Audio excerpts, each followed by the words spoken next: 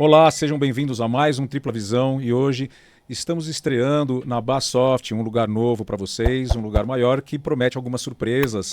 Futuramente fique ligado no canal que convidados estarão presentes aqui com a gente. E hoje, vamos lá nos apresentando, estamos com a psicóloga Andréia Bello e com a psicóloga Letícia Ramos. Vocês querem se apresentar? Eu sou Letícia Ramos, psicóloga clínica, neuropsicóloga, especialista em gestão emocional. Meu nome é Andréia Bello, sou psicóloga clínica, especialista na abordagem EMDR, que trabalha trauma e vínculo psicológico, e tenho uma visão sistêmica do ser humano e trabalho com casais e famílias também. Muito bem, como vocês já sabem, vocês que acompanham o podcast, eu sou Tito Bello, eu sou terapeuta metafísico e junguiano e hoje vamos falar sobre esse tema quente, a adolescência. Vamos falar dos adolescentes. Quente, por que quente? Pois é, quente, porque é um tema que dá trabalho, não é? Não o tema apenas, né? Mas o adolescente dá trabalho. Eu digo, adolescência são dois sacos, é um saco para o adolescente ser adolescente e é difícil para quem cuida deles. Né? Nós sabemos isso na pele, né? Não tem que não diga isso. Nós não. temos Exatamente, da mesma idade, né? idade. E a gente vive muito isso, então, no nosso dia a dia, na clínica, né? Então, nada melhor do que falar sobre isso aqui para ajudar aí nossos telespectadores. Eu acho legal que a nós parece que o adolescente ele acorda já querendo ser rebelde, né? Mas o adolescente ele não acorda querendo ser rebelde. Claro. O adolescente ele acorda querendo existir, e para ele não é fácil, é uma fase complexa, acho que a gente já sabe disso. Eu penso e observo que quanto mais a gente traz de lá de trás, de uma cultura antiga, esses termos, né? Ai, tá adolescendo, ai, tá aborrecendo, que é uma fala muito antiga, né? É muito antiga, de uma cultura tão diferente, onde a gente não tinha tanto acesso à informação. Eu acho que isso atrapalha muito a eles, porque isso passa uma visão afetiva ruim, né? Então os pais já olham de uma forma ruim para essa fase. Logo está falando da identidade deles. E o que é o adolescente? Ele está realmente nesse momento precisando trabalhar a própria identidade. E quando a gente vai mandando esse tipo de informação, ainda que de forma aparentemente sutil ou irrelevante, isso vai contribuindo, né? Contribui, isso virou arquetípico, se tornou arquetípico. Então o tipo de comportamento que um adulto tem, você julga como adolescente. Isso já como forma de menosprezo. Você entende? Como forma de menosprezo. Claro. Você diminui o cara falando, você está agindo como um adolescente, quer dizer, está agindo de forma confusa, está agindo de forma ainda a se descobrir, está agindo de uma forma, mas de qualquer forma é pejorativo, isso é arquetípico. E eu acho legal isso, mudar isso. Isso daí fica muito perdido assim num contexto assim onde os pais não estão conseguindo lidar com aquilo, né? Os pais não sabem lidar com aquela criança que já não é mais criança, né? Então, aquela criança que um dia foi tão fofinha e você pegava no colo e abraçava e ele falava eu te amo o tempo todo, parece que um certo dia acorda e ele começa a se isolar, então, né? E fica mais tempo no quarto, quer ficar mais tempo com os amigos. E aí vem aqueles pais achando, às vezes, que o filho... o meu filho não me ama mais, né? Vem aquela fala assim, eu acho que meu filho se perdeu, eu não vejo mais o meu filho ali. Tem alguma coisa estranha acontecendo, né? Eu acho que tirando o gancho do que vocês duas falaram, essa coisa arquetípica vem por isso, porque é mais fácil eu embotar, eu encaixotar, do que eu lidar com isso de uma forma verdadeira. Para os pais é complicado. O adolescente, naturalmente, é confuso. E aí, para os pais serem confusos em relação à educação do adolescente, é muito fácil. E dentro de uma confusão paterna, fica mais fácil você embotar e falar, é assim que é. Então, é que fica mais fácil. O é assim que é, ele é muito mais fácil em todos os aspectos. Porque você pega, generaliza, como você falou, bota numa caixa. E a gente precisa entender o seguinte, tá todo mundo em luto. Tá todo mundo em luto. O adolescente está em luto da fase infantil, ele está se despedindo dos pais da criança que tinha, ele está se despedindo do corpo que ele tinha infantil, né? A gente até falava com o Murilo, filho está batendo a cabeça direto porque você está crescendo e não percebeu. Não só a cabeça, porque não dava conta do tamanho que tinha ainda, né? Então tá no luto do corpo e tá no luto de uma identidade. E formando uma nova identidade. E nós, pais, eu acho que os que estão mais presentes têm uma facilidade um pouco maior de não passar pelo de repente está assim, né? Mas a gente tá em luto também de como que é ser pai de um marmanjo. O nosso filho, o teu também, já te passou de altura, né? Meu Deus, como é ser pai de um marmanjo desse que eu já não pego no colo, mas que de noite vem e fica grudadinho, né? Como é que a gente consegue uma conversa onde a gente não seja violento ou não espere demais, porque ainda é criança, mas, né, a gente precisa espremer um pouquinho para não ficar solto, né, infantilizado nessa fase. Então, enfim, eu estava falando luto, e se a gente entende que a família está passando por um processo de transição, fica mais fácil. Eu falo, quando a gente não sabe, o não sei é maravilhoso, porque quando a gente não sabe, a gente vai atrás. Os pais não se preparam para isso nem no nascimento, quanto mais no nascimento da adolescência. A criança nasce, os pais não sabem ser pais, os pais não aprenderam, não desenvolveram. Então, o filho nasce, vamos em frente, vamos tocando. Nem ao nascimento existe esse preparo. Hoje em dia é cultural isso. E quanto mais com a adolescência. Quer dizer, a cultura está começando a aprender isso. Isso não está integrado. E acontece também que o adolescente, ele de fato muda o comportamento, porque nem ele se entende, né? Ele está com um pé na infância e um pé na vida adulta, e ali no meio está a adolescência.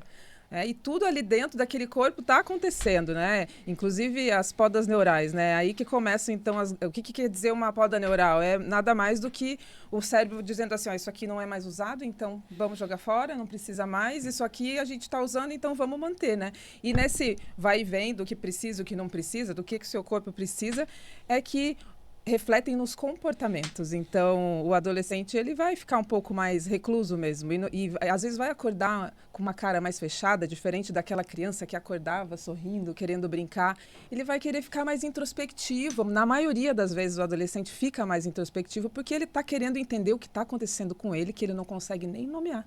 Diz que essa rebeldia, né, por ele não saber o que está acontecendo com ele, os especialistas dizem que essa rebeldia é um grito, né? É um grito para que ele seja orientado, é um pedido de direção, é um pedido de orientação, é um pedido de vamos assentar, encaixar minhas ideias aqui, que eu não estou entendendo o que está acontecendo, como você falou, eu tenho um pé em cada lugar. Ele briga com os excessos do adulto. E aí cabe ao adulto entender a justa medida. E a justa medida é, eu estou aqui. Então, quando você fala assim, os pais não têm manual, a gente não tem manual. Não tem, né? Mas eu acho que uma coisa é, não aprenderam. E a outra coisa que baseia todos os aprendizados futuros é a disponibilidade. Eu posso não saber, mas se eu estou disponível, por experiência. Se eu estou disponível, a gente aprende, e aprende até pela leitura do instinto. E se eu estou disponível, eu percebo, opa, tem alguma coisa aqui, tem algum ajuste a ser feita, tem alguma comunicação que precisa ser feita, ainda que eu não saiba qual é. Ainda que eu não saiba exatamente qual é. Eu sei que na teoria fica mais fácil, na prática é mais complicado, mas os pais têm que estar disponíveis, porque existe uma coisa que é muito importante, que é o discurso para o adolescente, o discurso fica num lugar, né? E a prática fica em outro. Então, o que os pais estão falando não tem a mesma importância nem de perto do que os pais estão fazendo. A ação dita a verdade e a realidade para o adolescente como referência. A ação é ditada e não o discurso. Então, não adianta você falar, não fica o dia inteiro no celular. Se você fica o dia inteiro no celular e quando ele está pedindo sua atenção, você está no celular. Isso é uma coisa que eu sempre vi, sempre falei. Se você escolhe por necessidade, você precisa ficar no celular num momento que você podia estar junto dele, se isola.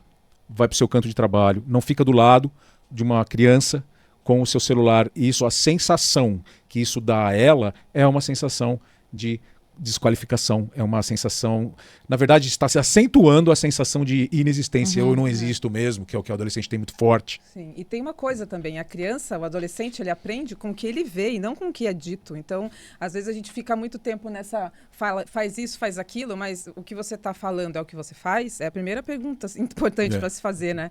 Então o adulto, nessa fase, ele tem que ser o adulto mesmo, né? O adulto que olha para o filho, e esse adolescente percebe que ele tem esse olhar, porque o adolescente, de novo, fica bem assim naquele meio do caminho, muito confuso, onde tem horas que ele quer o colo e tem horas que ele quer a pura independência e autonomia. Isso é muito natural, né?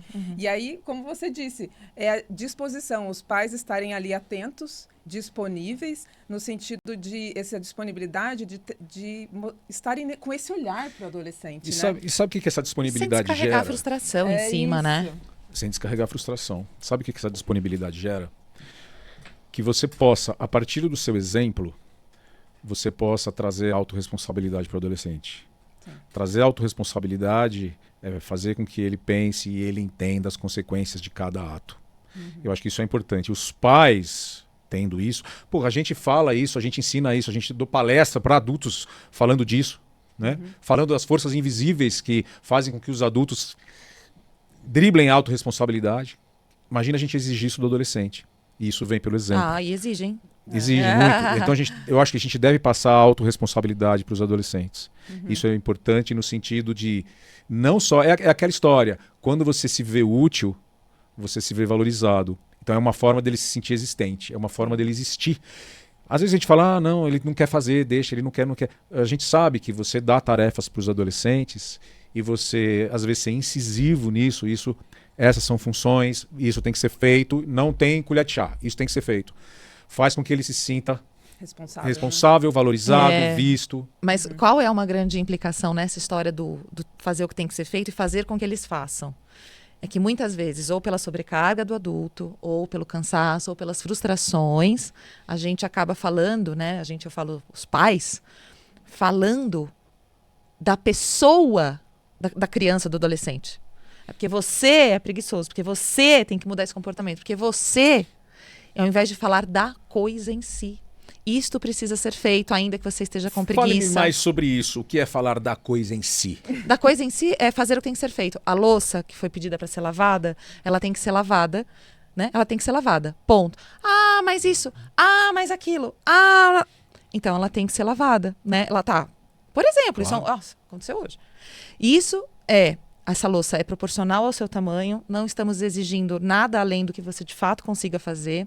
Você faz parte de um time, para esse time funcionar melhor. É importante a sua presença, o que você faz a diferença, né? E você contribui. Então, olha, você está tendo a oportunidade com um aspecto de fazer o que precisa ser feito, de trazer pertencimento, utilidade, né? Competências, sem necessariamente falar da pessoa. Claro, aí a gente tem o oposto, né? Que é o momento onde a gente está falando muito de autorregulação do adulto para autorregular o adolescente, né? Acho que a gente acabou parando nesse tema. Quando a gente está frustrado, quando a gente está sobrecarregado, quando o adolescente não faz o que tem que ser feito, né? E aí é que entra o fio da navalha, né? Então, assim, eu já falei 1000 vezes, né? Então você é incompetente. Nossa, mas quando você fala isso, eu fico até assim, porque a gente lembra, eu lembro de alguns atendimentos onde a gente percebe que é nessa fase que a gente chama, o que a gente chama hoje de bullying.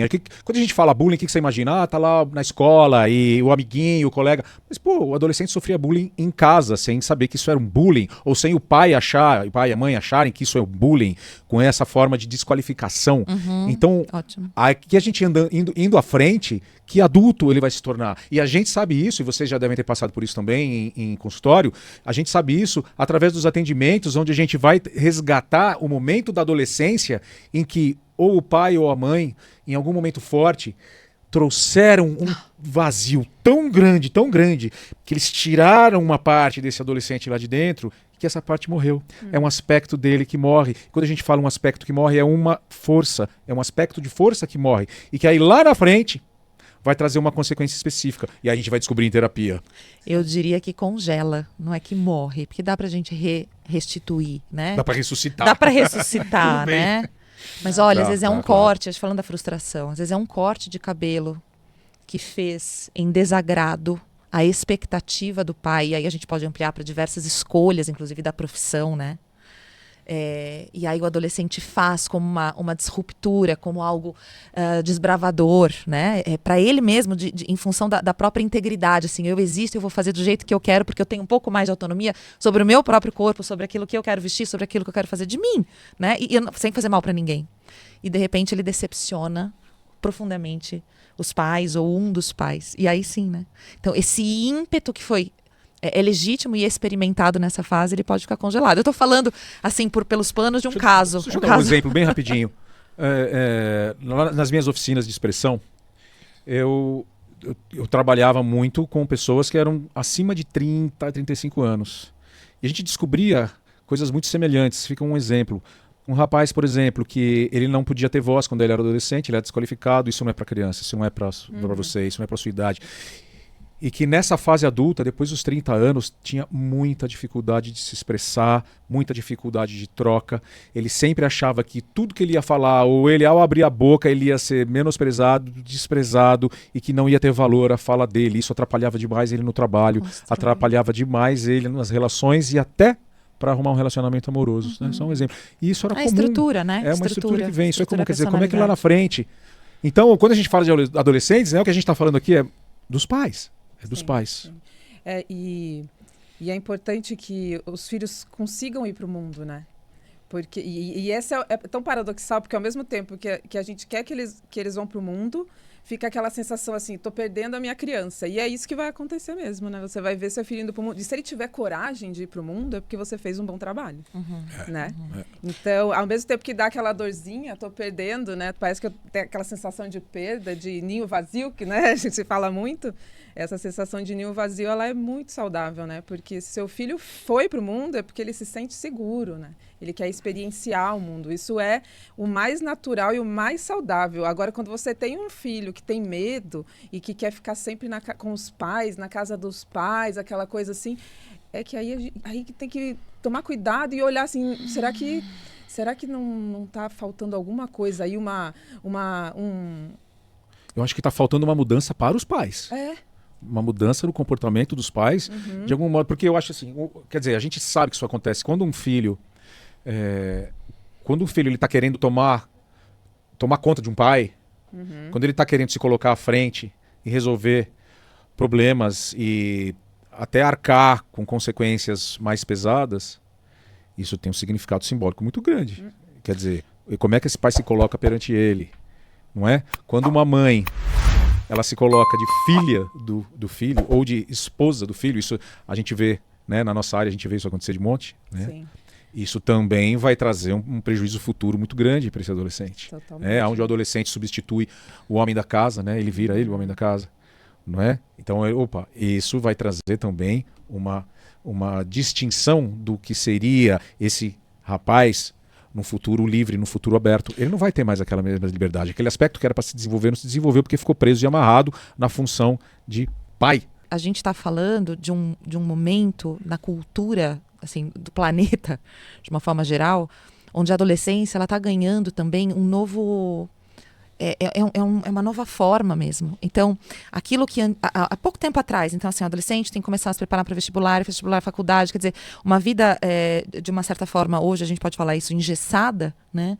Hoje o adolescente com 13, 14, 15, ele já pode começar, e existe espaço para isso, para que ele possa ir para o mundo de uma forma muito mais autêntica, muito mais valorizada em relação à própria identidade, né? Então, acho que de alguma forma a gente está potencializando uma coisa bacana como cultura hoje para a adolescência, né? E se os pais, de novo, podem estar ali, independente de tudo, dentro de uma construção de um relacionamento gostoso, imperfeito, né?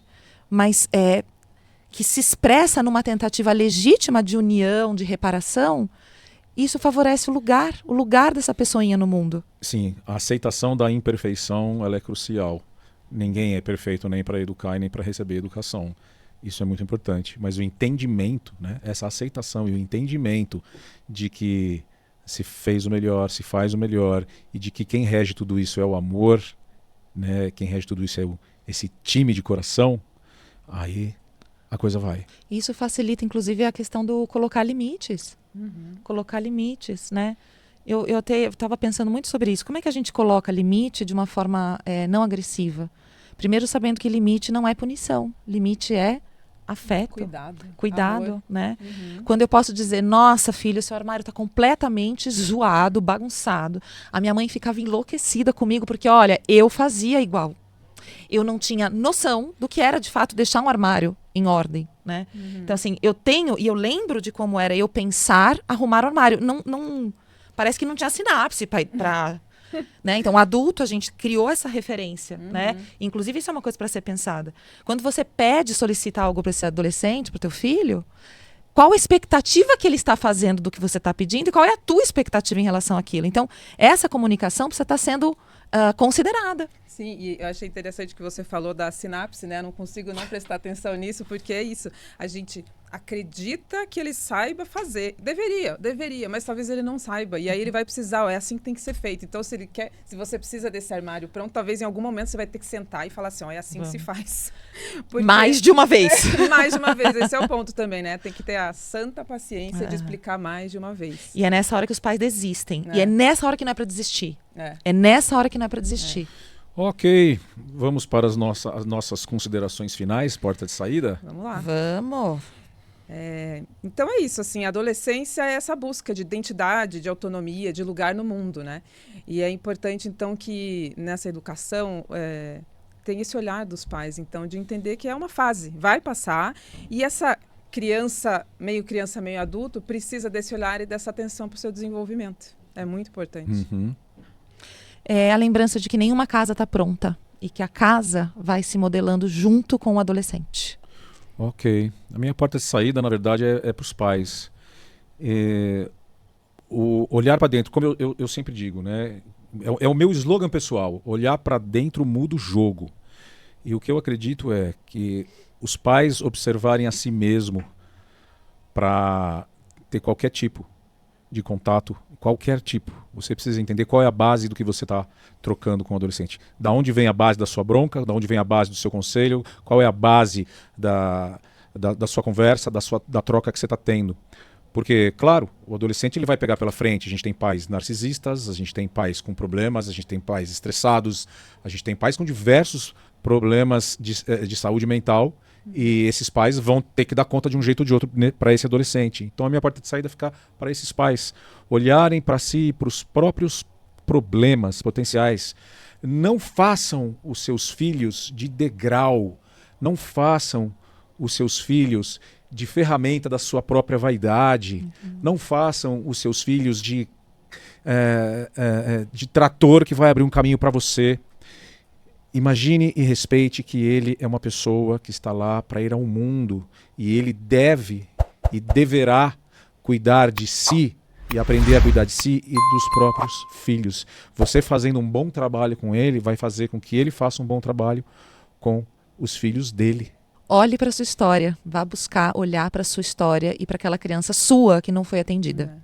Isso mesmo. Eu acho que um dia eu comentei isso aqui também, mas um dia o meu filho perguntou pro meu marido assim, papai, o mais novo, né? Por que você faz terapia? E ele falou, porque eu quero ser um pai melhor para você. Que lindo. Lindo. Né? E é isso, ele percebeu a partir da nossa convivência, do nosso trabalho em casal, que ele tinha coisas para trabalhar. Muito bom. E ninguém é perfeito, e é isso.